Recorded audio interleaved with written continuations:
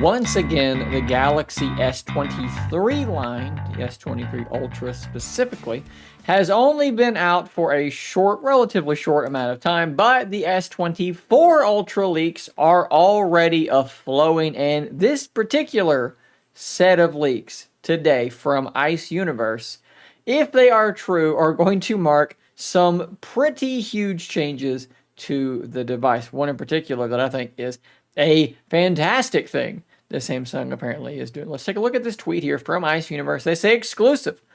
Galaxy S24 Ultra is about 6.78 inches in terms of the screen, 3120 by 1440 resolution, and a peak brightness of 2500 nits.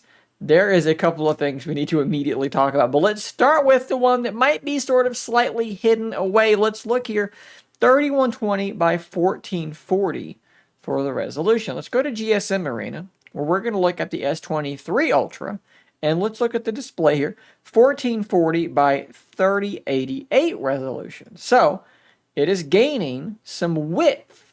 What is happening here? How is it gaining width? Is the device itself just getting wider? Well, apparently the reason it's getting that extra width in terms of resolution is because they are moving away from the curved edges on the display. By flattening them back out, you gain some width in terms of that resolution. Now, this is a piece of news that is going to strike some people as one of the greatest changes that Samsung could possibly make to this device. Others still will be disappointed. People who love the appearance of that curved display might be disappointed. For myself, for the usability standpoint, I am absolutely elated to hear a flat display is coming back to this device. I am a big fan of flat displays. Yes, the curved ones do look good, but you end up putting a case on them a lot of times, and then you got the curve and then a case, and that looks a little bit weird on some phones, potentially. Accidental presses, you literally need software to reject touches on those curved areas. It's just not as usable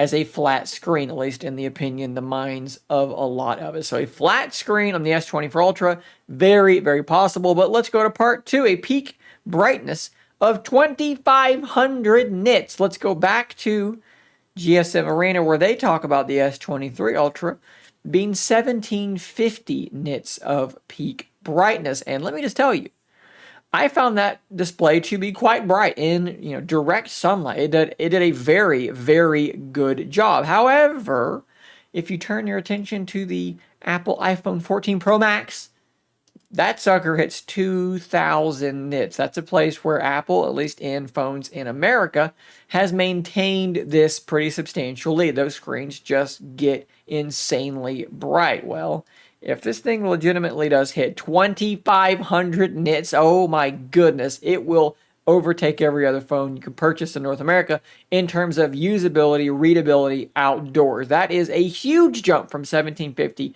to 2500.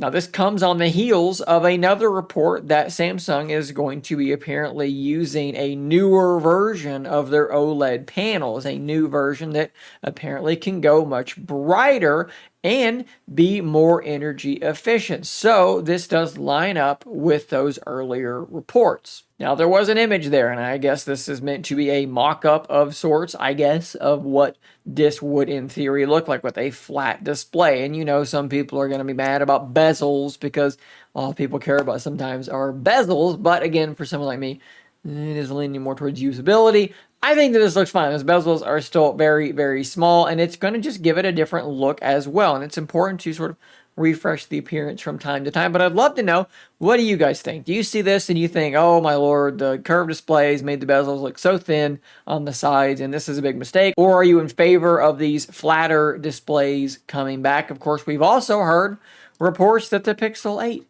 is going to be doing the same thing, going away from the curved display. So maybe we're in a flat display renaissance again. Sound off in the comments down below. Guys, yeah, that's where we are right now with the S24 Ultra. Very, very interesting. I'm sure more news, more leaks will be coming over the next several months as we get closer and closer to the launch of that device as well.